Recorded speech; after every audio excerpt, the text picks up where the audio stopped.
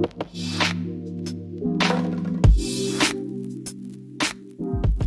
you looking to win your fantasy football league this season? Well, I can help you with that. If you're looking for tips, team advice, and my team reveal, this is the right place to come. This is OddsOnFPL. Before I give you the team reveal though, there are some things that you have to consider. One of the most important things in fantasy football is about staying with the pack. Early on, you don't make differential picks. It's about not falling too far behind and staying with the template. There is a template for a reason. These are good picks and smart picks. If you go with players like that, you'll generally stay up and around the top 10% early on. As the season progresses, you can go more differential. You have more knowledge, you have more insight, you can see what's happening in the league, and you can see how players transition into teams. Will McAllister be a good player for Liverpool? Will Diaby be a winger who's explosive for Aston Villa? These are questions that only get answered with time.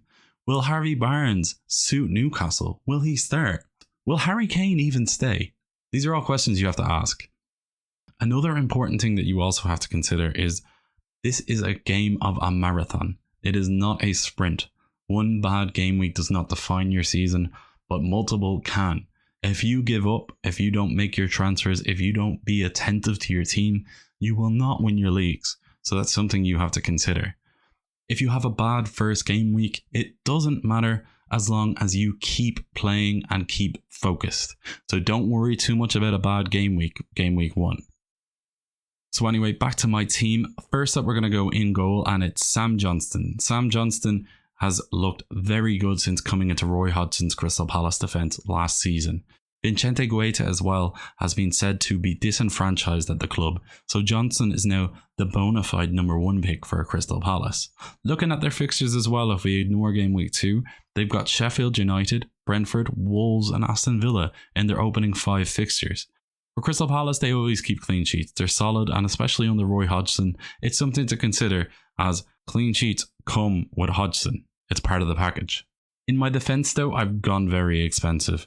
I have quality all throughout. I have at right back Trent Alexander-Arnold. He is 8 million and he's the most expensive defender in the game.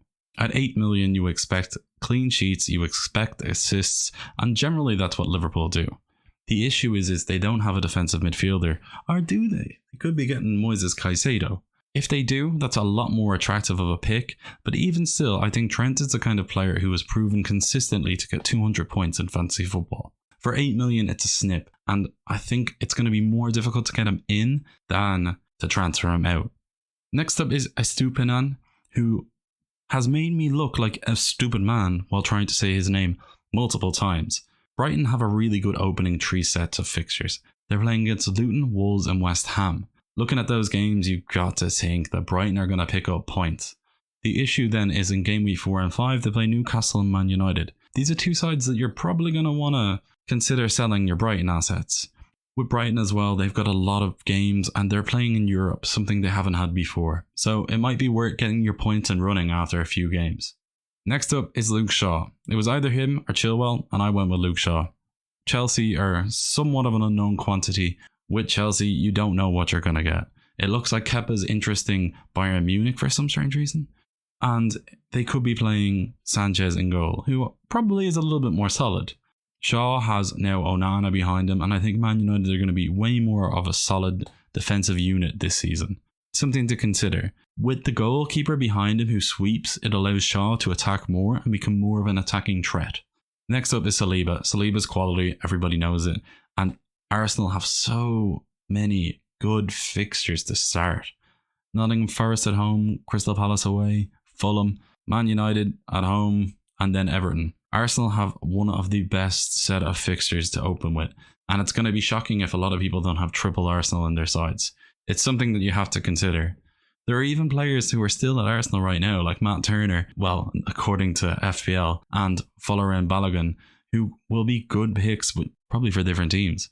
Balogun's been linked with West Ham, and he could be a good pick as well.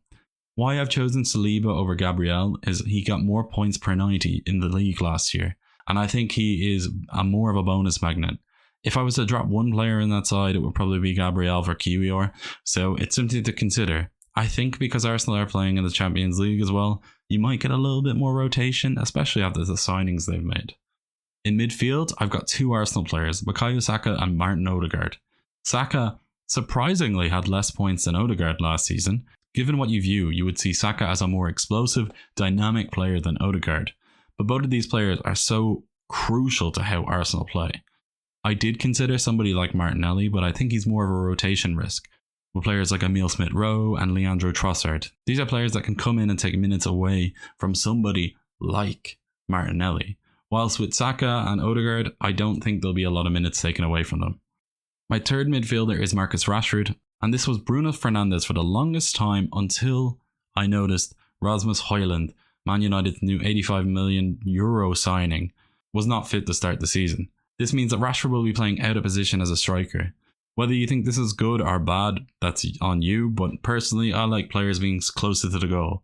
Especially when they're playing in midfield, they get 5 points for a goal. So an out of position midfielder playing as a striker is just so important. Bryan Mbeumo was somebody as well that I thought could be playing out of position, but it seems like Yohan Wissa is going to be playing the striker for Brentford this season.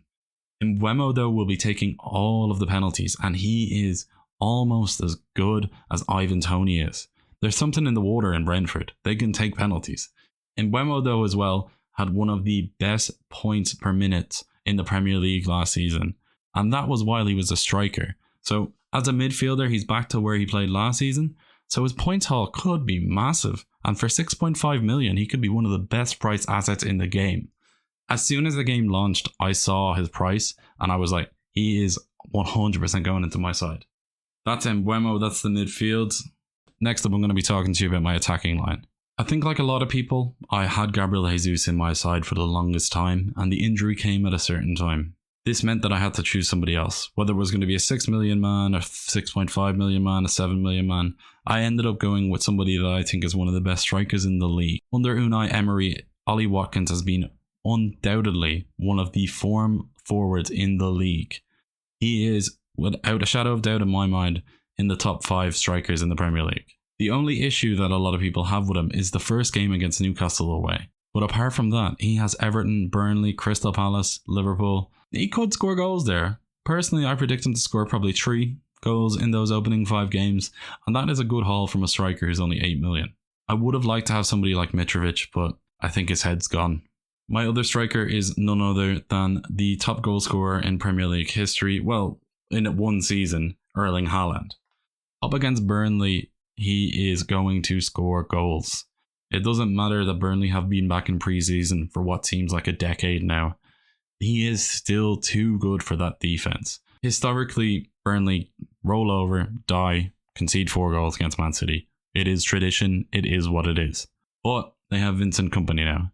That doesn't really bother me though. Man City are the best team in the world, and the treble proves it, as much as Pep wants you to forget about it. Erling Haaland as well, best striker in the world.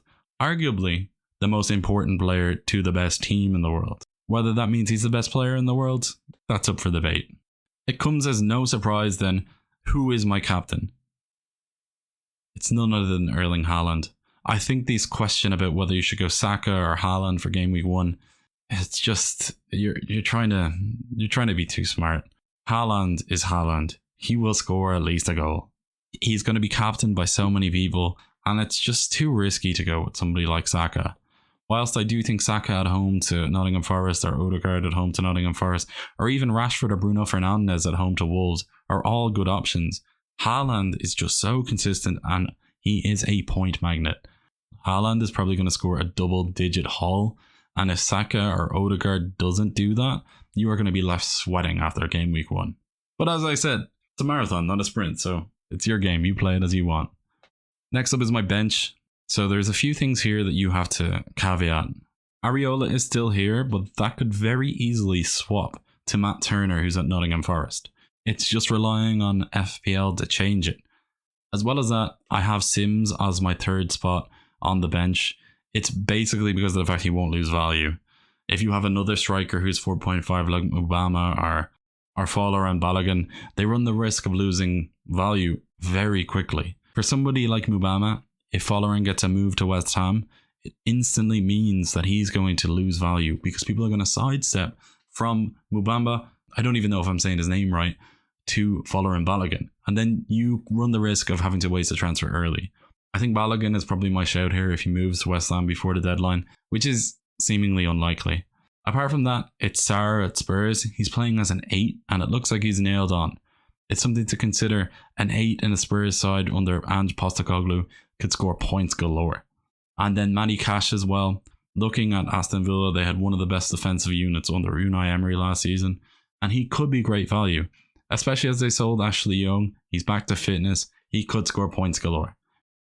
So yeah, that's the team. If you like it, make sure to leave a like, subscribe, all that stuff. We're aiming for 1,000 billion likes in this video. So if we can reach that target, I will personally donate half of my body to science. Which half? We'll find out.